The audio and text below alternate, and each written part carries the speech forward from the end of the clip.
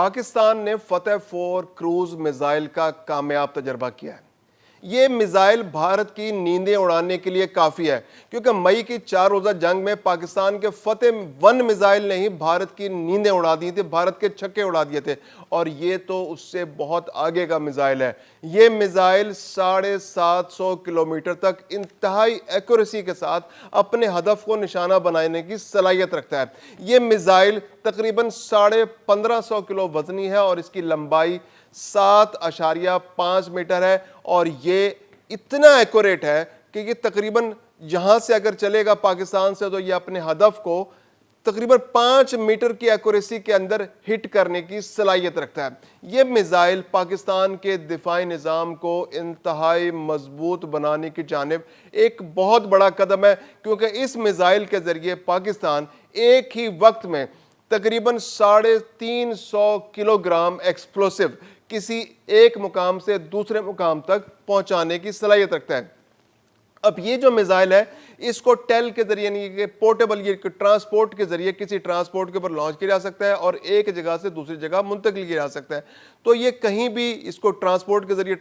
ایک جگہ سے دوسری جگہ منتقل کر کے اس کو زمین پر مار کرنے کے لیے استعمال کیا جاتا ہے۔ اب یہ کروز میزائل ہے۔ اب کروز میزائل کی تھوڑی سی اسپیسیفیکیشنز پر بات کر لیتے ہیں۔ کروز میزائل ایک ایسا میزائل ہوتا ہے جس کو آپ یوں سمجھیے کہ یہ جہاز کی طرح آپریٹ کرتا ہے۔ اس کے اندر ایک چھوٹے جہاز کا انجن لگا ہوتا ہے، اور یہ جہاز کی طرح جیسے رن وے سے، جیسے اب لانچنگ جہاز تو رن وے سے اڑتا ہے، اس کو لانچنگ پیڈ سے لانچ کیا جاتا ہے، اور یہ بالکل زمین کے ساتھ ساتھ جیسے جہاز زمین کے قریب اڑتا ہوا، یعنی ایک جہاز خلا میں سیدھا اوپر نہیں جاتا راکٹ کی طرح، اور نہ نیچے، جیسے راکٹ نیچے آتا ہے تو اس کی طرح جہاز نیچے آتا ہے۔ جہاز لانچ ہوتا ہے، رن وے سے ٹیک آف کرتا ہے، اور زمین کے ساتھ ساتھ اپنی جو اس کے مطلوبہ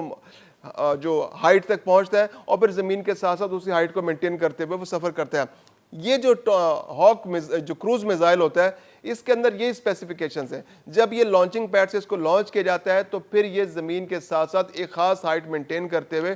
ٹریول کرتا ہے، وہ اپنے ہدف کی طرف جاتا ہے۔ اور اگر اس کے درمیان، اس کے اندر بہت اچھے سینسرز لگے ہوتے ہیں، INS سسٹم لگا ہوتا ہے، سینسرز ہوتے ہیں، ملٹی سینسرز ہوتے ہیں اس کے اندر، اور بعض اوقات تو یہ AI آپریٹڈ ہوتا ہے، تو اس کے اندر ایسے سینسرز موجود ہوتے ہیں کہ اگر اس کے راستے میں کوئی رکاوٹ آئے تو یہ اس کو ڈیسیو کرتے ہوئے آگے بڑھتا ہوا چلا جاتا ہے۔ یعنی اگر پہاڑی علاقے میں چلا جائے تو پہاڑوں کے اندر بھی یہ پہاڑ، اگر اس کی ایک جانب پہاڑ ہے دوسری جانب پہاڑ ہے، تو یہ اس کے درمیان سے بھی سفر کرتا ہوا، جیسے کوئی جہاز یا کوئی ہیلی کاپٹر گزر جاتا ہے اسی طرح یہ گزرنے کی اور وہاں سے آگے موو کرنے کی اور ہدف تک ایکوریسی کے ساتھ پہنچنے کی صلاحیت رکھتا ہے۔ اب سوال یہ پیدا ہوتا ہے کہ آخر ایسے کسی اسپیسیفیکیشن کی، ایسے کسی صلاحیت کی کیا ضرورت ہے؟ اس کی وجہ یہ ہے کہ جب آپ زمین کے بہت قریب کوئی میزائل ٹریول کرتا ہے تو اس کا رڈار سسٹم سے بچنے کا چانس بہت زیادہ ہو جاتا ہے۔ یعنی بھارت نے پورے دنیا اپنے علاقے کے اندر رڈار سسٹم لگا رکھے ہیں، تو کوئی بھی جہاز آتا ہے، کوئی بھی ڈرون آتا ہے، کوئی بھی میزائل اگر پاکستان سے ٹریول کرتا ہے اور انڈیا کی طرف جا رہا ہوتا ہے تو اس کو وہ بہت دور سے دیکھ لیتے ہیں۔ لیکن جو کروز میزائل ہوتے ہیں، اور خاص طور پر جو فتح 4 اس کے اندر جو نظام موجود ہے، اس کے اندر جو ڈیسیو کرنے کی صلاحیت موجود ہے اور زمین کے قریب سفر کرنے کی جو اس کی صلاحیت ہے، یہ بھارت کے جو رڈار سسٹمز ہیں ان کو ڈیسیو کرنے کی پوری صلاحیت رکھتا ہے۔ اور اس کے اندر جو INS سسٹم ہے اس کو آپ GPS کا ذریعے بھی کنٹرول کر سکتے ہیں۔ یعنی کہ اگر بھارت نے اس کو انٹرسیپٹ کر بھی لیا، اگر دشمن کے جو ریڈار سسٹم اس کو انٹرسیپٹ کر بھی لیا اور اس کا ایئر ڈیفنس سسٹم جو ہے اس نے کسی خاص سپیڈ کے ساتھ اس کو انٹرسیپٹ کرنے کے لیے میزائل لانچ بھی کر دیے، تو آپ GPS کے ذریعے اس کو درمیان میں ہی اس کی سپیڈ کو کم یا زیادہ کر سکتے ہیں، تاکہ جو اس کے ایئر ڈیفنس سسٹم کی جانب سے جو میزائل لانچ کیے گئے ہیں ان کو ڈیسیو کیا جا سکے یا ان کو غلط میسج آگے کمیونیکیٹ کیا جا سکے۔ تو یہ میزائل جو ہے یہ تقریباً درمیانی رینج کا اس کو میزائل کہیں گے، چونکہ 750 کلومیٹر تک یہ مار کر سکتا ہے، اور اس کی سپیڈ جو ہے تقریباً 800 سے 900 کلومیٹر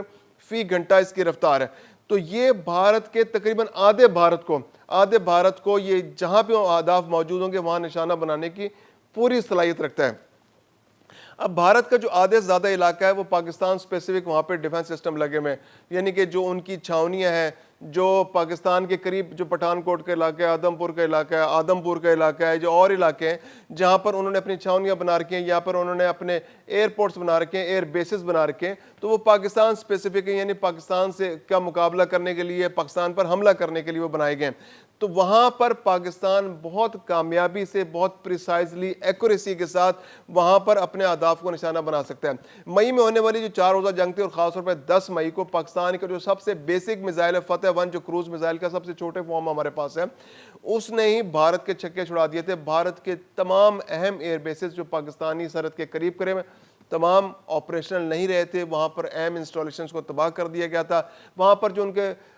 بارودی ذخائر تھے ان کو تباہ کر دیا گیا تھا۔ جو ان کا سب سے جو پرائیڈ تھی بھارت کی ایئر ڈیفنس سسٹم S-400، اس کو تباہ کر دیا تھا پاکستان نے، اور وہ اس دن کام نہیں کر سکا تھا۔ اس کے علاوہ پاکستان نے اپنے اس میزائل کے ذریعے بہت ساری انسٹالیشنز کو ٹارگٹ پہ لے رکھا تھا، اور پاکستان مزید تباہی کر سکتا تھا، وہ تو امریکہ نے انٹرفیئر کر کے پاکستان کے ساتھ بھارت کو جنگ بندی پر مجبور کیا، اور پاکستان نے بات مان لی، کیونکہ پاکستان پر 6 مئی اور 7 مئی کے درمیان رات کو بھارت نے حملہ کیا تھا، اس میں پاکستان کے جو ڈیفنس پہ، پاکستان کی جو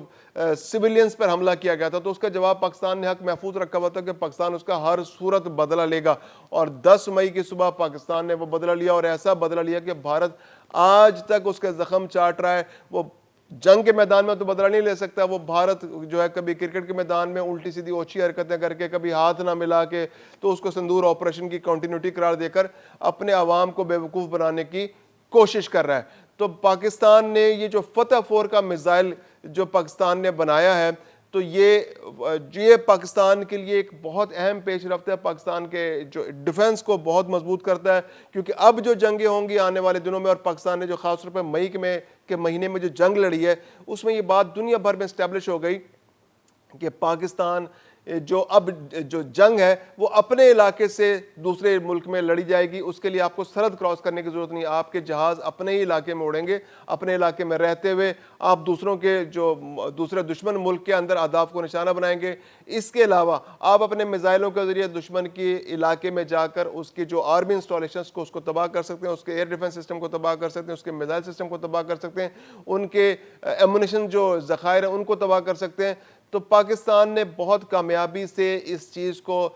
دنیا کے سامنے پیش کیا، اور پاکستان کی جو میزائل ہیں اس کی دنیا میں جو دھوم ہے، اور خاص طور پہ بھارت کی تو نیندیں اڑی ہوئی ہیں، اور یہ خاص طور پہ جو فتح 4 میزائل ہے، یہ بھارت کے لیے ایک بہت سخت پیغام ہے کہ پاکستان نے اپنے دفاع کو انتہائی مضبوط کر لیا ہے۔ اب بھارت کو اپنے ایئر ڈیفنس سسٹم کو اور اپ گریڈ کرنا پڑے گا، اور خرچہ کرنا پڑے گا۔ بھارت پہلے ہی $80 ارب سے زیادہ ہر سال اپنے دفاع پر خرچ کر رہا ہے، $87 ارب ہر سال اپنے دفاع پر خرچ کر رہا ہے، ویرس پاکستان جو ہے تقریباً $9 ارب سالانہ خرچ کرتا ہے، تقریباً 9 گنا بھارت کے اخراجات زیادہ ہیں۔ اور اب اس میزائل کے بننے کے بعد یقیناً بھارت کو مزید تیاریاں کرنی پڑیں گی اپنے دفاع کو مضبوط کرنے کے لیے، اور پاکستان نے اپنے میزائل ٹیکنالوجی کے ذریعے پاکستان نے اپنے دفاع کو مزید مضبوط کر لیا ہے، اور آنے والے دنوں میں پاکستان ایسے مزید کئی تجربات کرنے جا رہا ہے۔